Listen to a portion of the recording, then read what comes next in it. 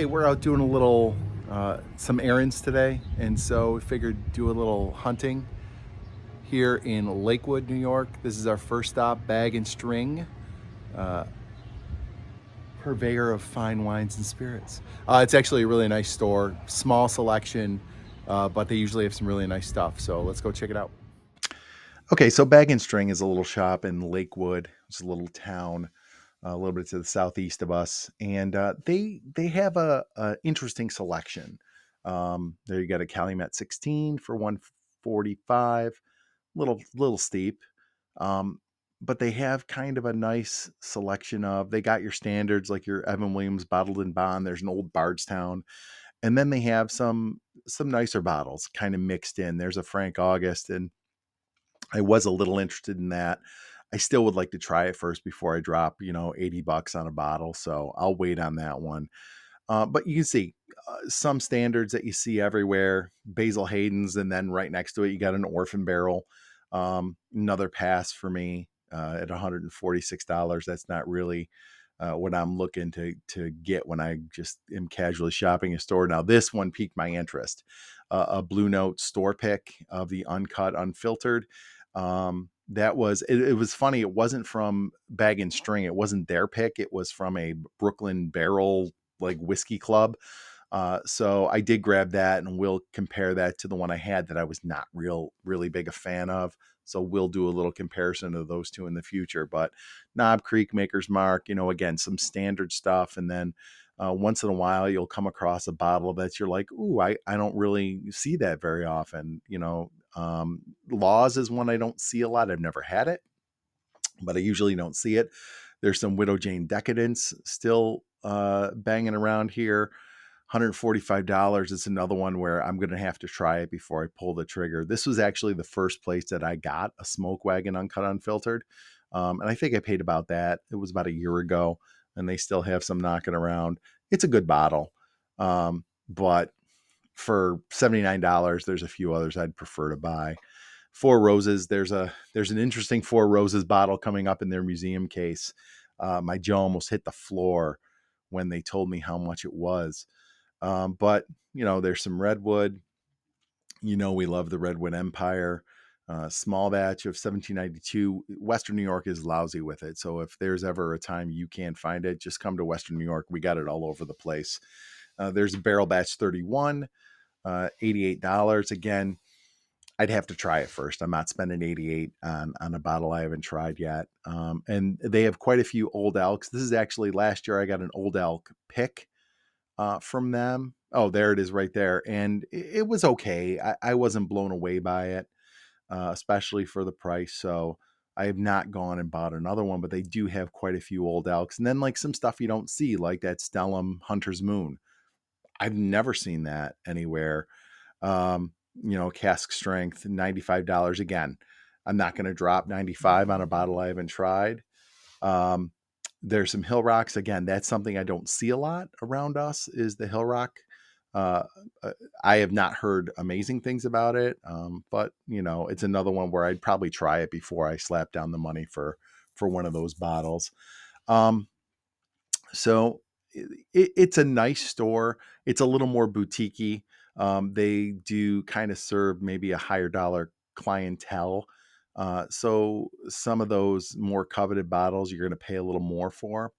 When we go over to the museum case here, they had a couple bottles of Four Roses single barrel strength. And I was real interested in that. And my wife up at the counter was inquiring about it. And the price they gave us, $349. So that is definitely not something that I would be interested in. But again, the stuff in the case was real expensive. It was real high dollar and not anything we'd be interested in purchasing. But that Four Roses one just totally blew me away when they dropped the price on me. But it's a nice store. But the things I would really be interested, I'm kind of priced out of. So moving on to our next location. Okay, second stop is Evans Liquor. This is actually brand new location-wise. They used to be across the street over here, and they since have built this beautiful new store that I haven't been in yet. But usually they used to, in the old store, they had a lot of nice bourbon selection. So let's see what the new place has. Okay, so this was again, I had not been here. It's a brand new store. It's only been open about a month, and I will tell you, it was really beautiful. They did a really nice job. It rivals some of the bigger stores up in Buffalo as far as how it looks. It's definitely not as big, but it's definitely a nicely finished store. Um, and I was really impressed with, like, right here with the Casey Jones.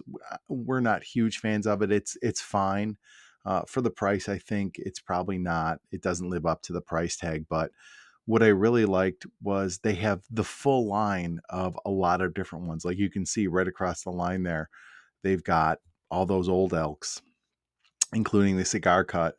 This line up here, there's Ben's favorite 1 foot cock. These are locals. Southern Tier is actually a distillery down in Lakewood. They're also pretty well known for their beer. If anybody's ever had Pumpkin, they is made by Southern Tier.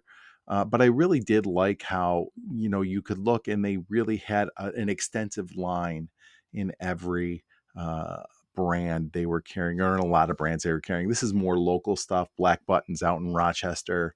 Taconic, I just heard somebody just commented about Taconic and asked me if I had tried it, and I have not, but they said it's good. So maybe I'll give it a try. Local stuff is hit or miss. So we're not always just chomping at the bit to grab a local bottle, unless we've heard real good things and maybe given it a try. But like, this whole line of smoke wagons, there's the 1792. I told you we're lousy with it. You even have those giant bottles there. So it's really not hard to find around us yet. Um, and again, it's a nice mix. They have some really nice bottles and some bottles that you might be looking for, along with, the standards. Knob Creek 12, $79. That's kind of what it's going for. Although we have the shop we did our last hunt at Premier is consistently selling that at 59. So that's nice. Here's the Widow Jane Rye, the Applewood finish. So again, a nice lineup. There's the Outrider. I really like this bottle. I didn't realize it was $71. I'm probably going to grab one though. It's a really nice bourbon rye blend. I've never seen this many redemptions in a store.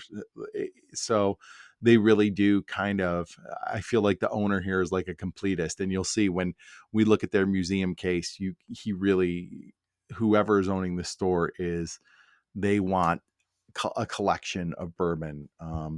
It actually was kind of strange. They had a lot of stuff in the case that they wouldn't sell. It was like literally a museum. Lots of smooth ambler, a couple that I hadn't seen before. The port cask finish was kind of cool. Here's your Dickel. Not a fan, so I kind of zoomed right past that. And then on this, as far as this section, this was kind of getting towards the end. We've got some lower end stuff. There's your Bradshaw, which you know how we feel about that. I've heard good things about Milam and Green. I just have not pulled the trigger yet, but I heard the triple cask is really good. If you've tried it, let us know what you think of it. Clyde Mays is another one I haven't tried yet, but my interest is piqued by Clyde Mays. And there's the Journeyman, the Corsets, Whips, and Whiskey. I glossed right over it. I didn't even realize it was there, or I might have given that one a shot. But we're back here at the locals, and then I kind of went a little quicker along the bottoms here. I happened to catch this. It's signed by the distiller. I thought that was kind of cool. But I kind of now zoomed over to the next section here. And again, they've got, a lot, like the entire whiskey roll lineup, like all your old Foresters that, would be easy to find. There's the Handy and Schiller cocktails, which we did not like. Lots of Old Forester, including they did have an Old Forester pick coming up here. I thought that was a little high for the double oaked, $71. It's usually high 50s, low 60s around us, but there's their pick. Batch C, Evans Liquors pick. I might go back and get that. Some Penelopes. They even had some of the rosé cask finish still, which you don't really see a whole lot of anymore. There's Old Tub for $30. We've got the Source in our little town here. They're selling it for 18, which is nice.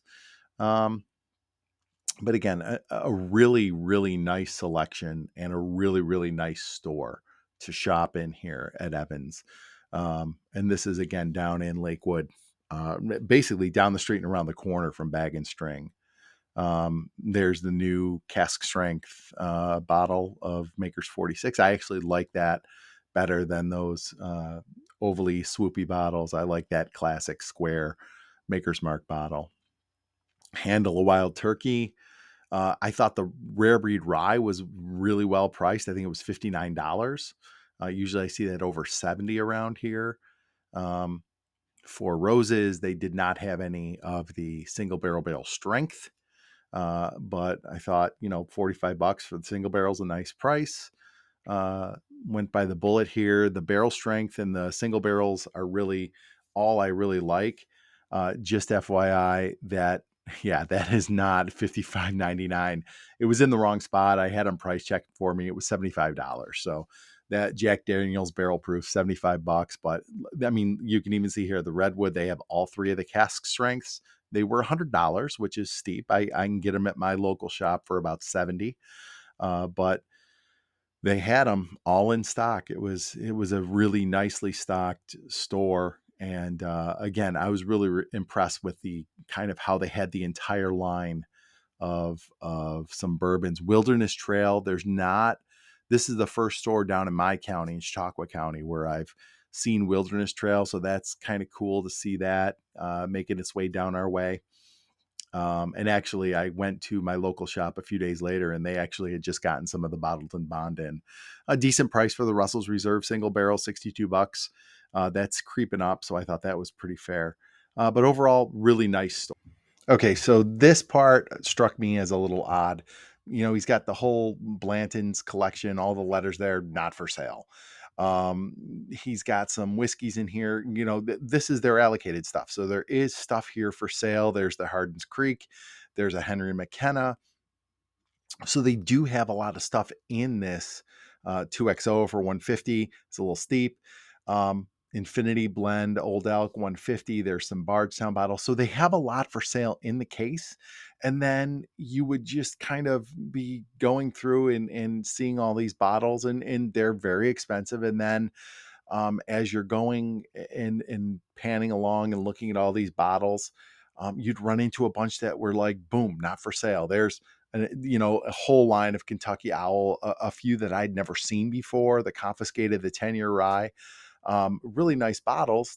I don't know why the cask strength was in the case for the Redwood Empire, but there was a bunch on the shelf too. But so here's, Angel's Envy cask strength, and then boom, Weller, not for sale. He's got every Weller on the shelf, not for sale. Every BTAC bottle, because the Eagle Rare is going to be up top next to the Pappies here, not for sale. So that was a little odd to me. That there was so much allocated stuff in this case that wasn't for sale. And then the stuff that was for sale was really, really high price. So this is stuff most likely I wouldn't be touching. Okay, so we just hit a couple of stores while we were down here. This is in Lakewood. It's a little bit south of us. I'm out with the producer doing some errands. Morning. But both stores are really nice. That the Evans Liquors, that's brand new. Like I said, they moved to a new location. Really, really nice. They had a lot of, good selection and some really cool allocated stuff, but it was for display only, which I'd probably be drinking it if I owned it, but whatever. Prices were a little steep. Mm-hmm. They were a little bit higher out here. You get a lot of people who come to cottages out here and stuff, so there's a little more money out here, so you get a little higher prices, I would say. But only ended up with a couple of bottles. At Evans, I bought a Pipe Dream. I'm all out of it. It's great for summer. Baker Drinks was talking about how this is their flask whiskey for golfing. It is a really nice light whiskey for summer, so I grabbed a new one of those.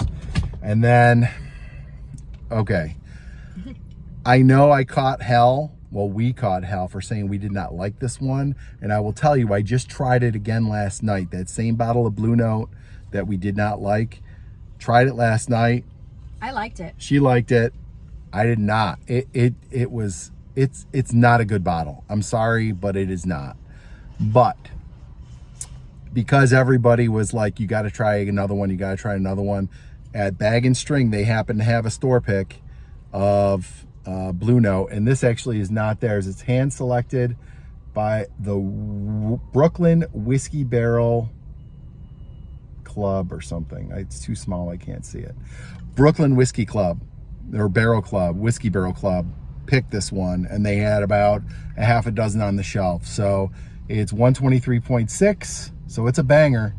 And we'll give this one another chance and see if maybe I just got a bad batch of this one the first time around. But that's good. All right, guys, so don't forget to like, subscribe, share, and hit the bell for notifications so you don't miss any episodes of Bourbon School.